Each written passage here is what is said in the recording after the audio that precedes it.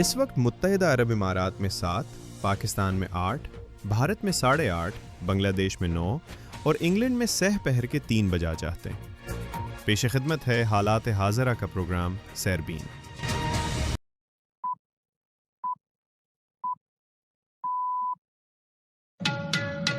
20 مارچ کے سیربین سے میں ہوں جاوید چوہدری۔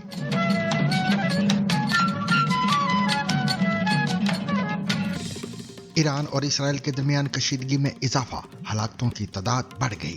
توانائی تنصیبات پر حملوں نے خطے کو عدم استحکام کی لپیٹ میں لے لیا۔ بسم اللہ الرحمن الرحیم واعدوا لهم ما استطعتم من قوة۔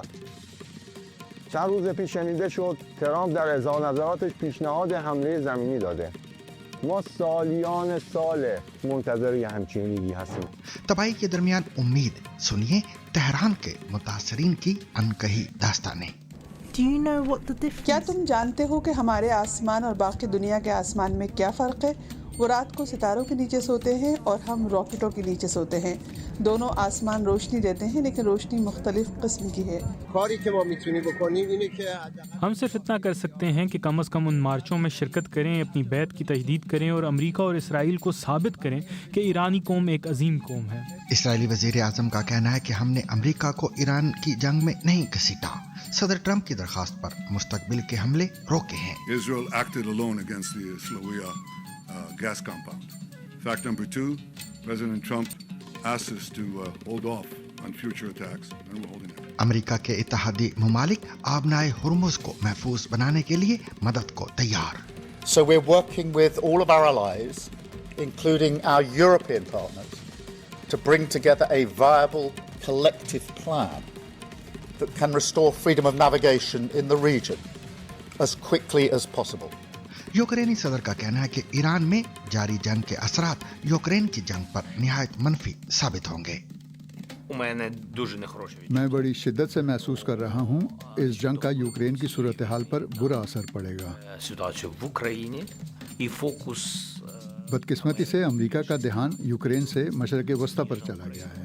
جانیے عرب سادات کے پاس موجود پیغمبر اسلام اور دیگر شخصیات سے منسوب تبرکات لاہور کی بادشاہی مسجد تک کیسے پہنچے۔ یہ بھی جانیے کہ پاکستان میں خواتین کے لیے مساجد کے دروازے کیوں بند ہیں۔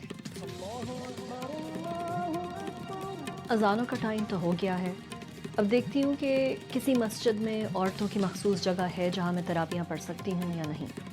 اندر عورتوں کی جگہ ہے نماز پڑھنے کی؟ اس مسجد میں نہیں ہے؟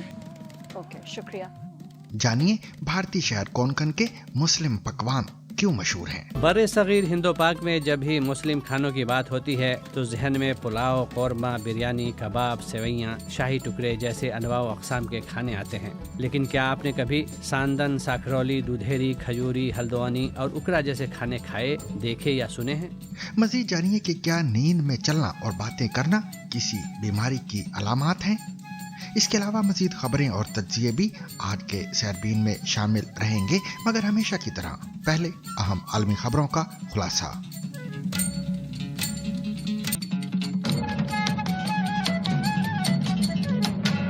ایران میں جاری جنگ کے آغاز یعنی 28 فروری سے اب تک ہلاکتوں کی تعداد 3000 سے تجاوز کر گئی ہے۔ امریکہ میں قائم ہیومن رائٹس ایجنسی کے مطابق اب تک 3186 افراد جان سے ہاتھ دھو بیٹھے ہیں، جن میں کم از کم 1394 عام شہری اور 2000 بچے بھی شامل ہیں، جبکہ 1153 فوجی اہلکار بھی ہلاک ہوئے ہیں۔ دوسری جانب اسرائیل اور ایران کے درمیان کشیدگی مزید شدت اختیار کرتی جا رہی ہے۔ تہران نے خبردار کیا کہ اگر اس کی توانائی کی تنصیبات کو دوبارہ نشانہ بنایا گیا تو وہ خلیجی ممالک میں امریکی اور اسرائیلی اتحادیوں کے توانائی کے بنیادی ڈھانچے کو مکمل طور پر تباہ کر دے گا۔ ایرانی حکام کے مطابق پارس گیس فیلڈ پر حملوں کے بعد رد عمل میں خلیجی خطے میں تیل اور گیس تنصیبات کو نشانہ بنایا جا رہا ہے۔ ईरानी वजीर खारजा अब्बास अराक्ची का कहना है कि रास लफान एनर्जी कॉम्प्लेक्स पर हमले में ईरान ने अपनी ताकत का सिर्फ एक हिस्सा इस्तेमाल किया और मजीद हमलों की सूरत में रद्द-ए-अमल ज्यादा शदीद हो सकता है। उनका यह भी कहना था कि जंग के खात्मे के लिए ईरान के शहरी मुकामात को पहुंचने वाले नुकसान का अजाला करना चाहिए। कतर के वजीर तवानाई का कहना है कि रास लफान तनसीब पर हमले के नतीजे में कतर की माया कुदरती गैस यानी LNG की बरामदी सलाहियत अगले 5 सालों में 17% कम हो जाएगी, जिससे मुल्क को सालाना आमदनी में $20 अरब का नुकसान होगा। सनती प्रोसेसिंग यूनिट ट्रेन का इस्तेमाल करते हुए कुदरती गैस को बहुत कम दर्जा हरारत पर ठंडा करके LNG तैयार की जाती है। कतरी वजीर का कहना है कि ईरानी हमलों से प्लांट की 14 ट्रेनों में से 2 को नुकसान पहुंचा है। ईरान के मुताबिक इस रास लफान पर हमला बुध को उसके जनूबी पार्स गैस फील्ड पर इसराइली हमले का जवाब था। दूसरी जानिब पासदारान इनकलाब फोर्स से वाबस्ता फार्स न्यूज एजेंसी के मुताबिक ईरान के मिलिट्री सेंट्रल कमांड के तर्जुमान ने कहा है कि हम दुश्मन को खबरदार करते हैं कि आपने इस्लामी जमहूरिया ईरान के तवानाई के बुनियादी ढांचे पर हमला करके एक बड़ी गलती की है। उनका कहना था कि अगर ऐसा दोहराया गया तो आपके और आपके इत्तेहादियों के तवानाई के बुनियादी ढांचे पर इसके बाद होने वाले हमले उस वक्त तक नहीं रुकेंगे जब तक उनकी मुकम्मल तबाही नहीं हो जाती। उन्होंने मजीद कहा कि ईरानी रद्द अमल अब तक के हमलों से बहुत ज्यादा शदीद होगा। बिस्मिल्लाहिर्रहमानिर्रहीम वअइदू लहुम मस्ततअतुम मिन क़ुव्वा। چند روز پیش شنیده شد ترامپ در اظهار نظراتش پیشنهاد حمله زمینی داده.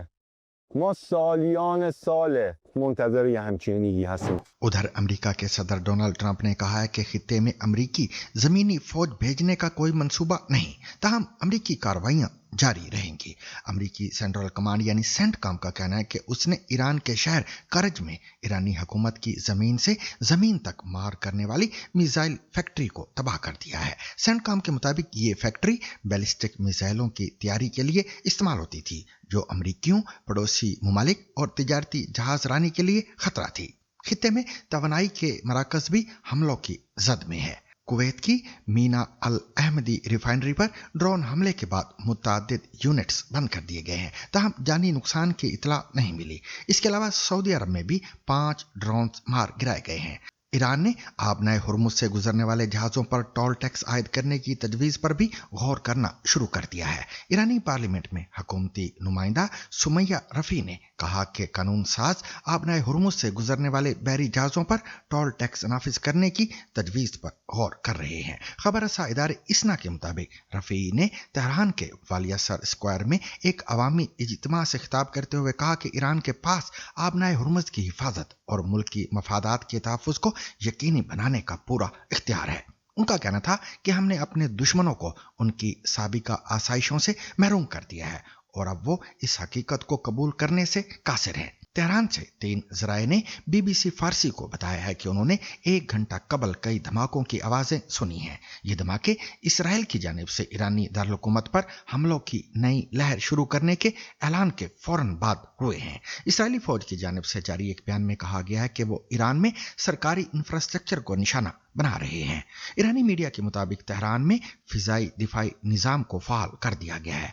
गुज़िश्ता रोज़ ईरानी दारुल-हुकूमत के कई इलाकों पर होने वाले हमलों के बाद शहरियों की हलाकत और रिहायशी इमारतों को पहुंचने वाले नुकसानात में इजाफे का खदशा पैदा हो गया है। हमने तेहरान में जंग और बमबारी के दौरान अपनी जानें बचाने वाले कुछ अफराद से वीडियोस और उनकी आवाज़ें हासिल की हैं। ये लोग इन हालात और अपने तजुर्बात के बारे में एक मुनफरिद नुक्ता नज़र पेश कर रहे हैं। सुनिए BBC के खुसूसी नामा निगार फरगल कीन की ये रिपोर्ट, जिसे पेश कर रहे हैं जावेद सोमरो। लोगों के तहफ़्फ़ुज़ के पेश नज़र उनकी शनाख्त जाहिर नहीं की गई है। जंग दूर से करीब आती जा रही है। एक मुतवातिर नागवार धमाकों का एहसास। मानूस महल्लों में अजनबी रोशनियां फूट रही हैं। क्या तुम जानते हो कि हमारे आसमान और बाकी दुनिया के आसमान में क्या फ़र्क है? वो रात को सितारों के नीचे सोते हैं और हम रॉकेटों के नीचे सोते हैं। दोनों आसमान रोशनी देते हैं, लेकिन रोशनी मुख्तलिफ किस्म की है।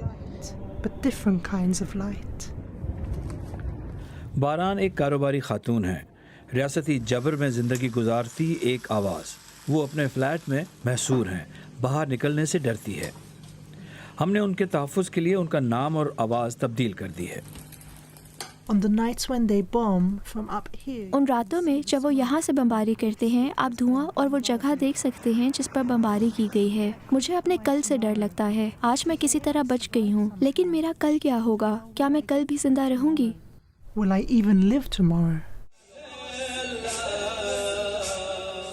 دنیا جو کچھ دیکھ اور سن سکتی ہے اس پر حکومت کا سختی سے کنٹرول ہے۔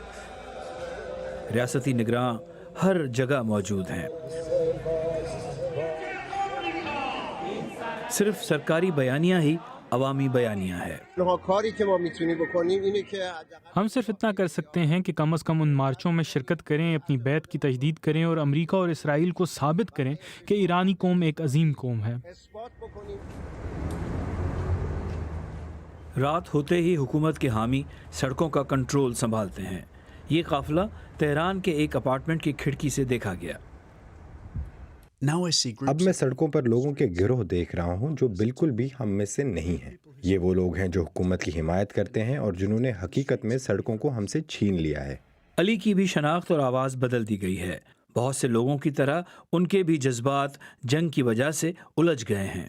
وہ حکومت کے شدید مخالف ہیں، لیکن ساتھ ہی انہیں لگتا ہے کہ ان کے ملک پر بمباری ہو رہی ہے۔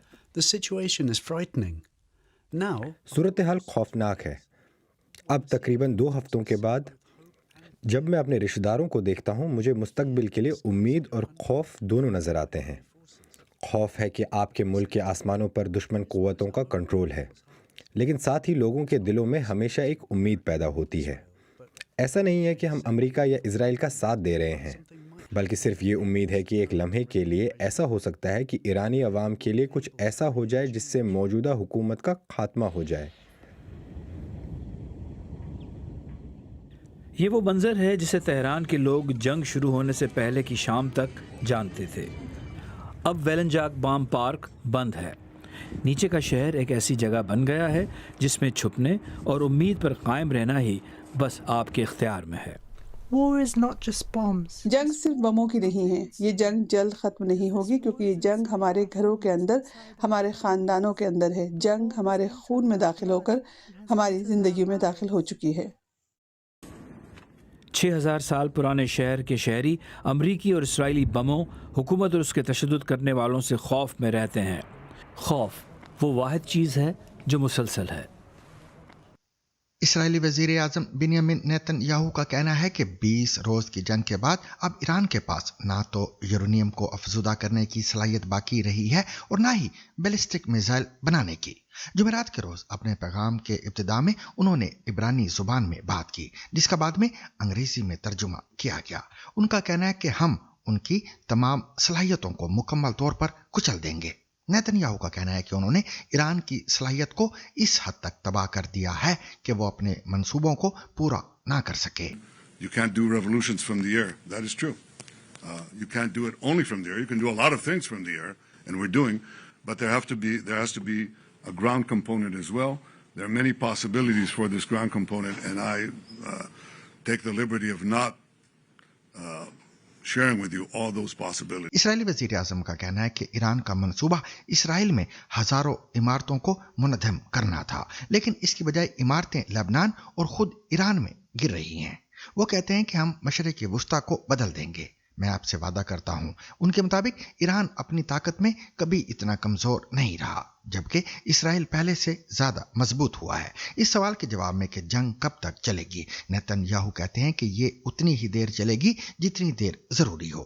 وہ مزید کہتے ہیں کہ ہم مل کر کام کریں گے اور مل کر ہی جیتیں گے۔ نیتن یاہو نے ایران جنگ میں اسرائیل کے 3 اہداف ظاہر کیے: ایران کے جوہری خطرے کا خاتمہ، بیلسٹک میزائلوں کے خطرے کا خاتمہ اور ایرانی عوام کے لیے آزادی حاصل کرنے کے لیے حالات پیدا کرنا۔ نیتن یاہو کہتے ہیں کہ وہ ایک اور جعلی خبر کو بھی رد کرنا چاہتے ہیں۔ ان کا اشارہ اس دعوے کی طرف تھا کہ اسرائیل نے امریکہ کو ایران کے ساتھ تصادم کے لیے گھسیٹا ہے۔ وہ کہتے ہیں کہ کیا کوئی شخص صدر ٹرمپ کو بتا سکتا ہے کہ انہیں کیا کرنا ہے؟ ان کے بقول ٹرمپ ہمیشہ وہی فیصلہ کرتے ہیں جو ان کے خیال میں امریکہ کے لیے اور آنے والی نسلوں کے لیے بہتر ہو۔ Israel acted alone against the Slawiya gas compound. Fact number 2, President Trump asked us to hold off on future attacks, and we're holding out. We're wiping out their industrial base in a way that we didn't do before. Iran's air defenses have been rendered useless. Their navy is lying at the bottom of the sea. Today we hit the other part of their navy in the Caspian Sea. Their air force is nearly destroyed. As far as oil prices rising, spikes, you know what a spike is? You know what a spike is? It goes up and goes down. इस सवाल के जवाब में कि आया Israel ने ईरानी gas fields पर हालिया हमले के बारे में ट्रंप को पहले से बताया था, नेतन्याहू कहते हैं कि इसराइल ने अकेले कार्रवाई की थी। वो मजीद कहते हैं कि सदर ट्रंप ने हमसे आइंदा हमलों में रुकने की दरखास्त की थी और हम ऐसा ही कर रहे हैं। ईरानी हुकूमत के टूटने के क्या आसार नजर आते हैं, इस सवाल पर नेतन्याहू का कहना है कि ऐसे बहुत से आसार मौजूद हैं।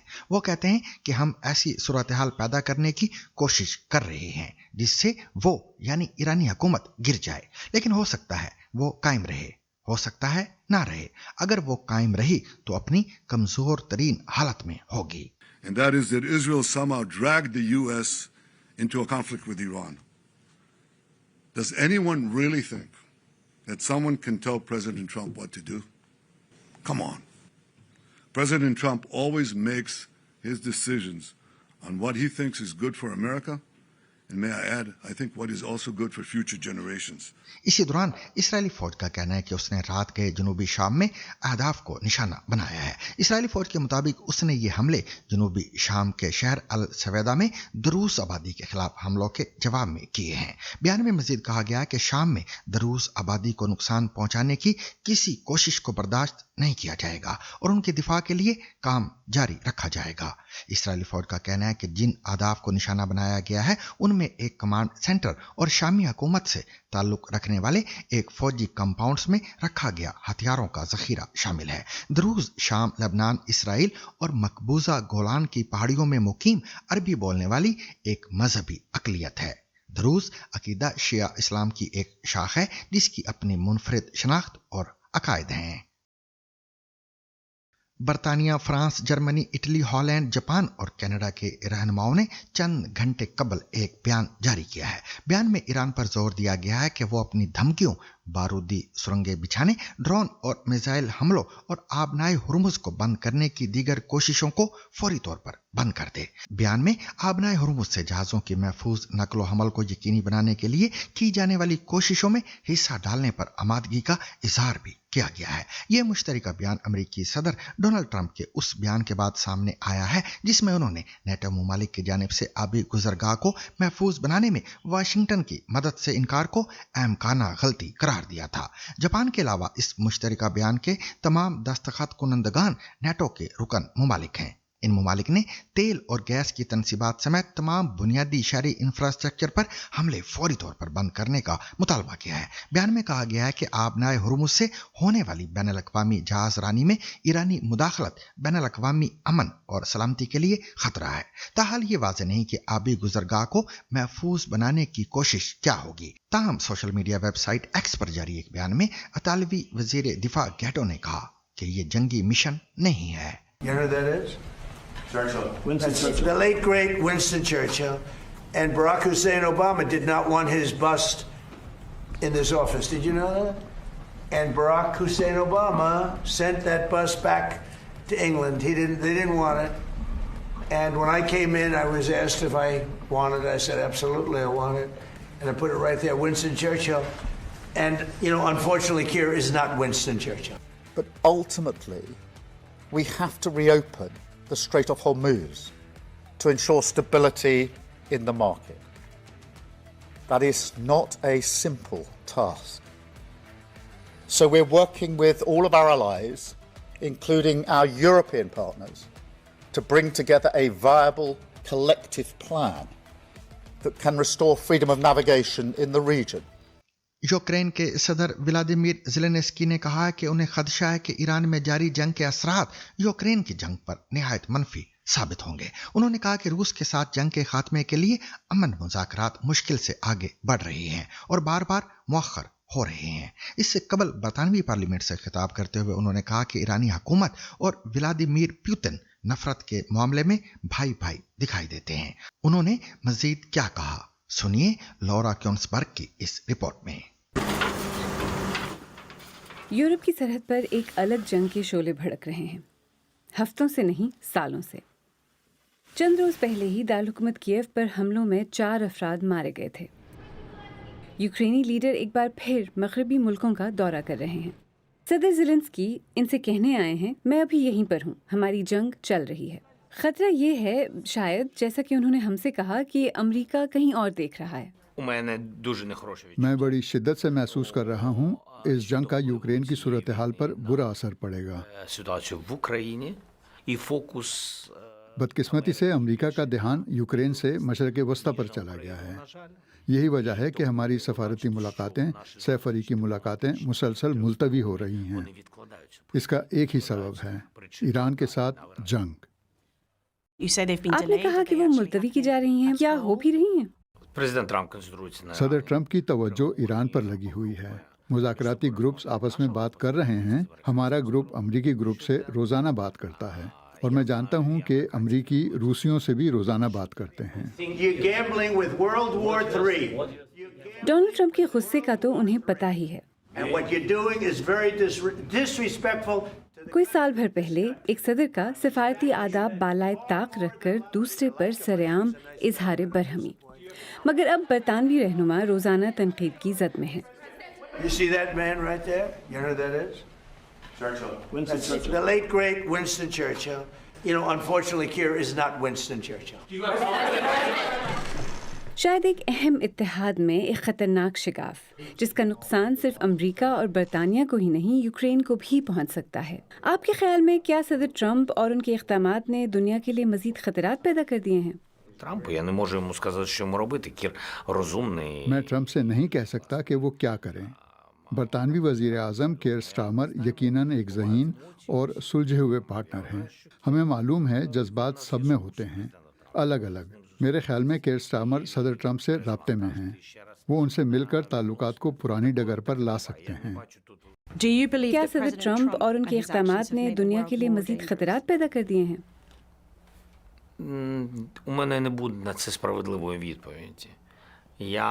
میرے پاس اس کا مناسب جواب نہیں ہے، شاید دے بھی نہ سکوں۔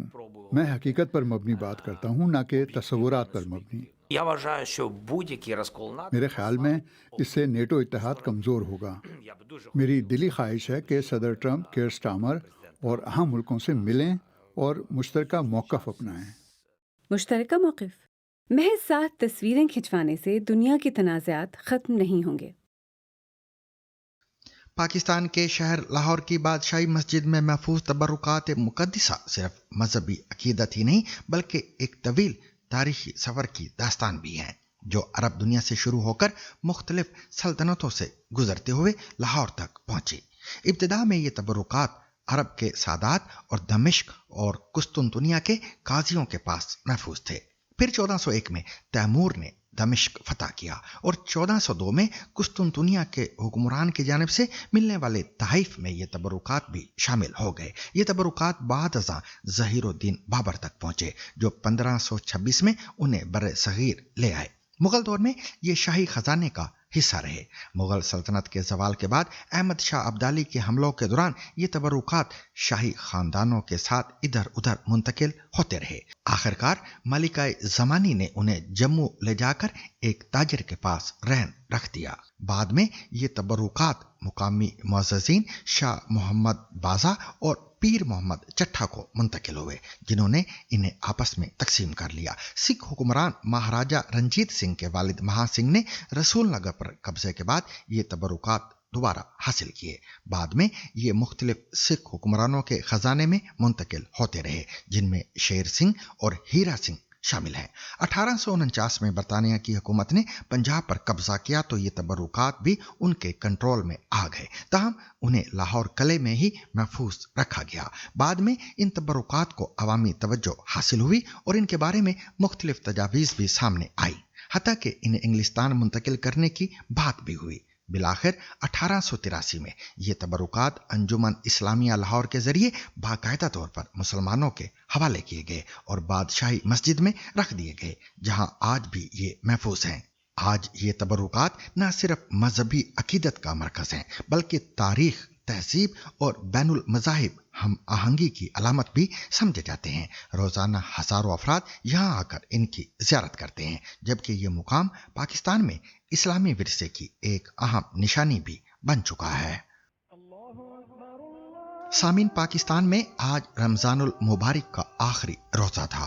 पाकिस्तान में पूरे रमज़ान रूहानी फिजा हर तरफ महसूस की जाती रही है, मगर एक अहम सवाल अपनी जगह कायम रहा, और वो ये कि क्या पाकिस्तान में ख़वातीन को मसाजिद में इबादत का बराबर मौका हासिल है।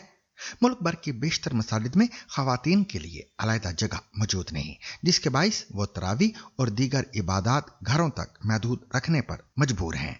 इसी मसले को समझने के लिए तैयबा निसार खान निकली हैं, एक ऐसी मस्जिद की तलाश में जहां ख़वातीन के लिए जगह मौजूद हो, और साथ ही ये जानने की कोशिश कर रही हैं कि इस मामले पर हुकूमत और मुतालिका इदारे क्या मौक़िफ़ रखते हैं। आप भी सुनिए।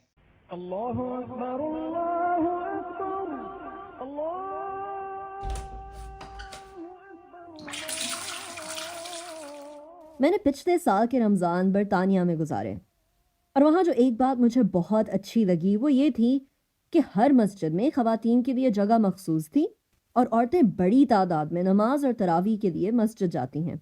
तो फिर पाकिस्तान में ऐसा क्यों नहीं? तो बस फिर मैं निकल पड़ी। अज़ानों का टाइम तो हो गया है। अब देखती हूँ कि किसी मस्जिद में औरतों की मखसूस जगह है जहाँ मैं तरावियाँ पढ़ सकती हूँ या नहीं। अंदर औरतों की जगह है नमाज पढ़ने की? इस मस्जिद में नहीं है? ओके, शुक्रिया। अपने घर के करीब मुतादद मसाजिद में तो मुझे नमाज पढ़ने की जगह नहीं मिली, तो थोड़ा आगे जाके देखने चल पड़ी। इस मस्जिद में औरतों की जगह है? कहाँ है? ऊपर। ओके, फाइनली एक मस्जिद मिली है मुझे।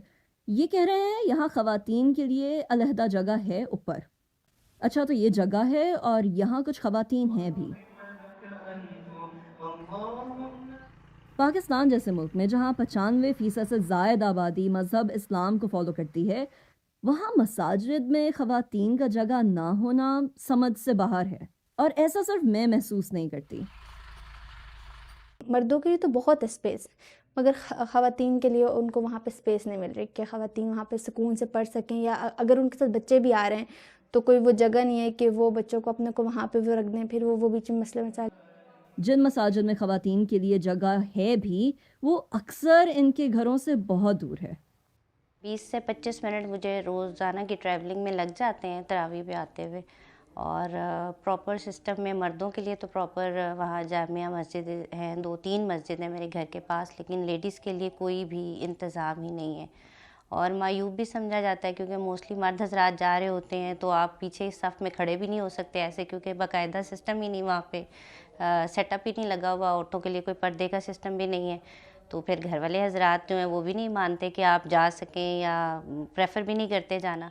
मसाजिद में जगह ना होने के बायस ख़वातीन ने इसका ये हल निकाला है कि महल्ले की तमाम ख़वातीन तरावी के लिए किसी एक घर या जगह पर जमा हो जाती हैं, लेकिन ये इनका अपना इनिशिएटिव है।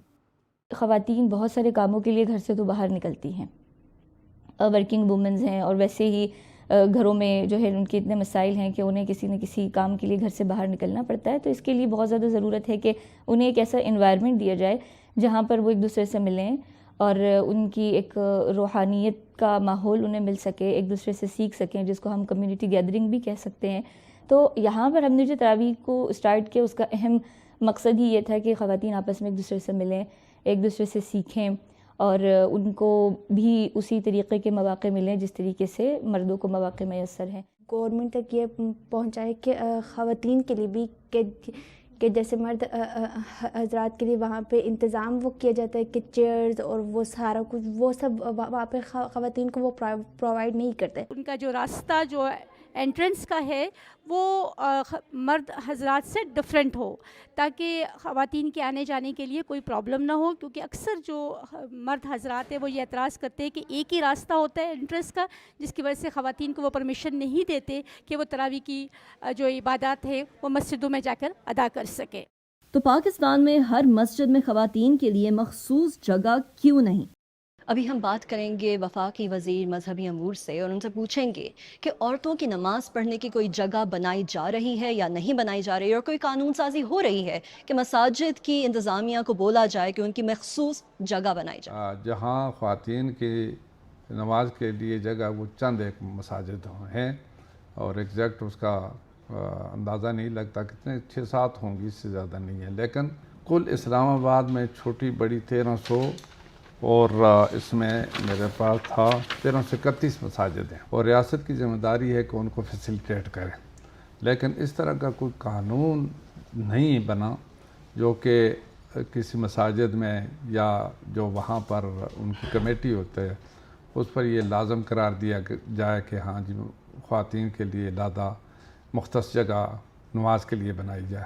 تاہم ابھی ہماری وزارت مذہبی امور بین النظام و ماہرین نے فیصلہ کر لیا ہے کہ انشاءاللہ تمام جتنے بھی شہر ہیں یا جس طرح اسلام آباد ICT ہے اور باقی جتنے بھی اس میں جہاں مساجد میں مردوں کے لیے نماز پڑھنے کی جگہ ہے تو خواتین کا بھی اس میں انتظام کیا جائے، اور اس میں یہ ہم نے یہ فیصلہ کیا ہے کہ ہر ادارے میں، کالجوں میں، یونیورسٹیوں میں، اس کے ساتھ جو سیکریٹریٹ میں یا باقی نجی ادارے ہیں ان کو بھی ہم انشاءاللہ یہ لکھیں گے کہ وہاں پر بھی خواتین کی نماز کا اہتمام کیا جائے، جگہ مختص کی جائے، اور اس کے لیے اگر اس میں قانون کی ضرورت پڑی تو قانون سازی پر بھی ہم سوچ رہے ہیں۔ جب تک یہ اقدامات نہیں اٹھائے جاتے تب تک ایسا لگتا ہے کہ ہر فیلڈ کی طرح خواتین کو مسجد میں نماز اور تراویح ادا کرنے کے لیے بھی شاید مردوں سے 10 قدم زیادہ ہی چلنا پڑے گا۔ سامعین، انڈیا میں شاید ہی کوئی ایسا علاقہ ہو جس کا اپنا کوئی مخصوص پکوان نہ ہو۔ مغربی ریاست مہاراشٹرا کے رائے گڑھ، رتنا گیری اور سندھو درگ پر مبنی کونکن کا علاقہ بھی اپنے مخصوص کھانوں کے لیے جانا جاتا ہے، لیکن یہاں مسلم خاندانوں میں تیار کیے جانے والے پکوان علاقائی اور بیرونی اثرات کا مرکب ہیں، جو اپنے نام کے اعتبار سے جتنے منفرد ہیں اتنے ہی ان کے ذائقے بھی منفرد ہیں۔ مشتاق خان چند مسلم کونکنی کھانوں کے بارے میں آپ کو آگاہ کر رہے ہیں۔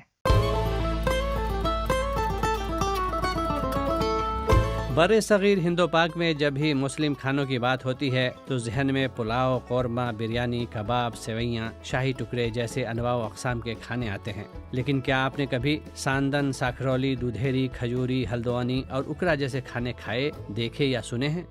انڈیا کی مغربی ریاست مہاراشٹر کے کونکن کے علاقے میں مسلم خاندانوں میں تیار کیے جانے والے یہ پکوان شاذ و نادر ہی کسی ہوٹل میں یا ڈھابے میں ملتے ہوں۔ لوکل اسپائسز جو ہیں ہمارے کونکن کے، جیسے کہ کوکونٹ ہو گیا، کوکم ہو گیا، تو ان کا جو ہے میجر یوز اس کے اندر کوکنی کوزینس میں موسٹلی ہوتا ہے، جس کی وجہ سے یہ جو ہے ان کا الگ اپنی الگ پہچان جو ہے نا ہے۔ جمعے کا دن ہو اور کسی کونکنی مسلمان کے گھر ہلدوانی نہ بنے، ایسا کم ہی دیکھا گیا ہے۔ مچھلی کی مسالے دار ڈش نماز جمعہ کے بعد چاول یا چاول کی روٹی کے ساتھ کھائی جاتی ہے۔ اس میں مچھلی کو کیسے کاٹنا ہے اور مسالوں کی صحیح مقدار کا تعین اہمیت کا حامل ہے۔ تو آج میں نے ہلدونی بنایا ہے، جو کہ مہاراشٹر میں کوکنی مسلم کلچر میں ہم لوگ بناتے ہیں۔ ٹومیٹو، لہسن، کوتمیر، جیرا، ہلدی، ایسے ہلکے مسالے یوز کر کے یہ ہلدونی بنایا ہے۔ ساندن کو بنانے کا طریقہ اگرچہ اڈلی کی طرح ہی ہے، لیکن ذائقہ بالکل مختلف ہے۔ چاول، شکر، خمیر اور ناریل کے دودھ سے بنی یہ ڈش کونکنی مسلمانوں میں عید اور شادیوں جیسی تقاریب میں ہی عام طور پر نظر آتی ہے۔ ایک اس میں کتنے آتے ہیں؟ اڈلی جو رہتا ہے نا، اور سیم پروسیجر ساندانے کا رہتا ہے، لیکن ساندانا سویٹ رہتا ہے۔ ہم لوگ کے یہاں پہ عید کے دن ساندانا کمپلسری رہتا ہے۔ اوکرا ایک کونکنی مسلم طرز کی چکن ڈش ہے جس کا ذائقہ چکن سوپ جیسا ہوتا ہے، لیکن اسے چکن کری کی طرز پر بنایا جاتا ہے۔ ہم نے کوکن کا ڈش بنایا اوکرا، بچوں کے لیے ہیلدی رہتا ہے اور بڑے بھی اسے شوق سے کھاتے ہیں۔ عید کے دن تو اسپیشل زیادہ بنایا جاتا ہے اسے۔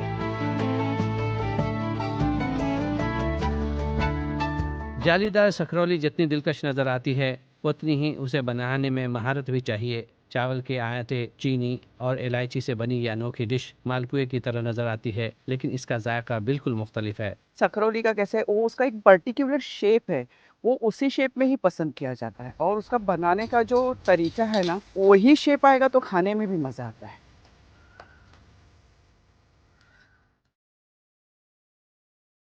कोकन में जो है हमारे आप देखेंगे कि बहुत सारे लोग पहले से जो है गल्फ में काम करने वाले रहे हैं या फिर मर्चेंट नेवी में काम करने वाले रहे हैं, तो वहाँ से इंस्पायर होके जो है ये बिरयानी हो गई, ग्रेवीज हो गई, तो ये सब जो है वहाँ से थोड़ा सा इंस्पिरेशन आता है, प्लस लोकल इम्पैक्ट भी होता है यहाँ की कुजीन में। कोंकण कर ये खाने अब इस इलाके से बाहर भी नजर आते हैं। बतौर ख़ास अरब में आबाद कोंकणियों ने अपनी रवायात और खाने पीने की आदत को वहाँ जिंदा रखा हुआ है। क्या बताइए, हर हम लोग यहाँ से गल्फ है, दुबई है, कहीं और जगह है, अपने कोकनी फूड जो है ना, ये काफ़ी सारे फेमस है। लेकिन माहिरीन का कहना है कि अगर उसे ठीक से मुतारिफ कराया जाए तो उसके फलने फूलने के इम्कानात काफ़ी हैं। बाकी के जो मेनूज़ हैं उनको उनकी कम्युनिटी ने बहुत अच्छे से प्रमोट किया, उन्हें एक रेस्टोरेंट स्टाइल में वो लोग लेके आए। कोकनी कम्युनिटी का जो है मैं कहूँगी कि थोड़ा सा हम लोग शायद कहीं पीछे रह गए। जो बहुत सारे मैंने कहा स्नैक्स आइटम है तो उसके लिए टाइम कंज्यूमिंग होते हैं, उसमें एफर्ट्स बहुत लगते हैं, शायद इसी वजह से ये जो है घरगुती हम बन के रह गए हैं। कोंकणी खानों के बारे में मुश्ताक खान की रिपोर्ट आपने सुनी। सामिन, क्या आपने कभी गौर किया कि आपके साथ सोता हुआ शख्स अचानक ही नींद में बोलना या बुड़बुड़ाना शुरू कर देता है और फिर ऐसा होना एक मामूल बनता जाता है।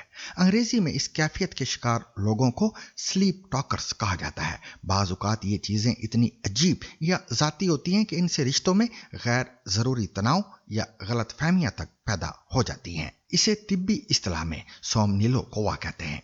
नींद में बुड़बुड़ाना ना सिर्फ सुनने वाले की नींद में खलल डालता है बल्कि बोलने वाले की सेहत के बारे में भी बहुत कुछ जाहिर करता है। ज्यादातर मामलात में नींद में बातें करना एक आम हालत समझा जाता है, लेकिन अगर आपकी बुड़बुड़ाहट बढ़ गई है तो इसे नज़रअंदाज करना बहुत से मसाइल का सबब बन सकता है। कुछ लोग बुड़बुड़ाने के साथ साथ चिल्लाना या चीखना भी शुरू कर देते हैं। माहिरीन के मुताबिक ये अमूमन खतरनाक नहीं बल्कि दिमाग के हिफाजती निज़ाम की जुज़वी नाकामी है। नींद के दौरान हमारा दिमाग जिस्म को साकन रखता है ताकि ख्वाब हकीकत में ना बदलें, लेकिन कभी कभी ये निज़ाम लीक हो जाता है और इंसान बोलने या चलने लगता है। Senior neurologist doctor Sonia Lal Gupta के मुताबिक बच्चों में ये आम है और ज़्यादातर खुद ब खुद ख़त्म हो जाता है। अलबत्ता बड़ी उम्र में अगर बार बार हो या नींद मुतासिर हो रही हो तो ये नींद की कमी, तनाव या असाबी मसले की अलामत हो सकता है। नींद में चलना ज्यादा खतरनाक है। मिसाल के तौर पर अमेरिका की 14 साला पेटन नींद में घर से निकलकर जंगल में जा पहुंची और अहले खाना ने उसे तलाश करने के लिए एक ड्रोन की मदद ली। ये इस बात का सबूत है कि नींद में चलना हादसात का सबब बन सकता है। तहकीकात के मुताबिक नींद के दौरान दिमाग के कुछ हिस्से मुतहर्रिक रहते हैं जबकि बाकी हिस्से नींद में होते हैं और यही अदम तवाज़न नींद में बातें या चलने की वजह बनता है। माहिरीन कहते हैं कि बेहतर नींद के लिए मामूलात जैसे मुकर्रर वक्त पर सोना, कैफीन से परहेज, मोबाइल फ़ोन कम इस्तेमाल करना और ज़हनी दबाव कम करना इस मसले को कम कर सकता है। इलाज सिर्फ तब ज़रूरी है जब नींद शदीद मुतासिर हो रही हो या पुरतशद्दद हरकतें हो रही हों। आखिर में ये याद रखें कि नींद में बुड़बुड़ाना या चलना दिमाग की पेचीदा फालियत और ख्वाब व हकीकत के दरमियान बारीक फ़र्क की निशानी है और साइंस के लिए आज भी एक दिलचस्प मौजू है। और सामीन, इसके साथ ही आज का सैरबीन अपने इख्तिताम को पहुंचा। मुझे और मेरी पूरी टीम को कल तक के लिए इजाज़त दीजिए, लेकिन इजाज़त लेने से पहले अब तक की खास खबरें।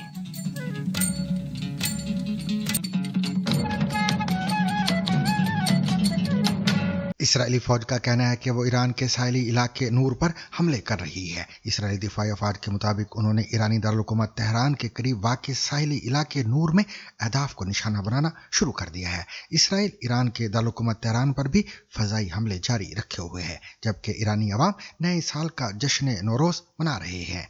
मशरिक़ वस्ता में जारी जंग की ताज़ा सूरत हाल के मुताबिक मुत्तहिदा अरब अमारात, कुवैत, सऊदी अरब और बहरीन ने रात भर और आज सुबह ईरानी मिसाइल और ड्रोन हमलों की इतला दी है। मुत्तहिदा अरब अमारात की वजारत दिफा के मुताबिक उन्होंने ईरान से आने वाले 4 बैलिस्टिक मिसाइल और 26 ड्रोन तबाह किए हैं। सऊदी अरब की वजारत दिफा का कहना है कि जुमेरात को मुकामी वक्त के मुताबिक रात तकरीबन 9 बजे के बाद से उसके मशरकी इलाके में 26 ड्रोन और अलजोफ के इलाके में 1 ड्रोन मार गिराया गया है। कुवैत की मुसल्लह अफवाज ने भी जुमे की सुबह तस्दीक किया है कि सुने जाने वाले धमाके दरअसल फिजाई दिफाई निज़ाम की जानिब से मुलाक की जानिब पड़ने वाले मिसाइलों को तबाह करने का नतीजा थे।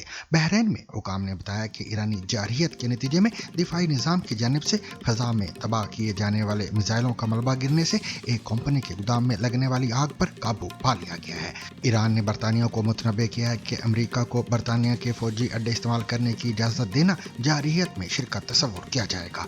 ईरानी वजारत खारजा के मुताबिक ईरान का कहना है कि वज़ीर खारजा अब्बास अराक्ची ने अपने बरतानवी हम मनसब यूवेट कूपर से टेलीफोन पर बात की है, जिसमें उन्होंने कहा कि अगर बरतानिया अमेरिका को किसी भी किस्म की मदद फराहम करता है तो इससे सूरत हाल में मजीद कशीदगी पैदा होगी। खबर रसा इदारे रॉयटर्स के मुताबिक हैफा में वाक़ एक इसराइली ऑयल रिफाइनरी की ऑपरेटर का कहना है कि जुमेरात के रोज ईरानी मिसाइल हमले में इससे नुकसान पहुंचा है, ताहम उसकी ज्यादातर पैदावारी तनसीबात बदस्तूर काम कर रही है। ऑयल रिफाइनरीज लिमिटेड का कहना है कि ईरानी हमले के नतीजे में अहम इंफ्रास्ट्रक्चर को नुकसान पहुंचा, लेकिन किसी जानी नुकसान या किसी के जख्मी होने की इतला नहीं मिली है। कंपनी का मजीद कहना है कि जो पैदावारी तनसीबात बंद हो गई थी उन्हें दोबारा फाल किया जा रहा है। ये रिफाइनरी शुमाली इसराइल के हैफा बे में वाक़ है और मुल्क की सबसे बड़ी ऑयल प्रोसेसिंग यूनिट है।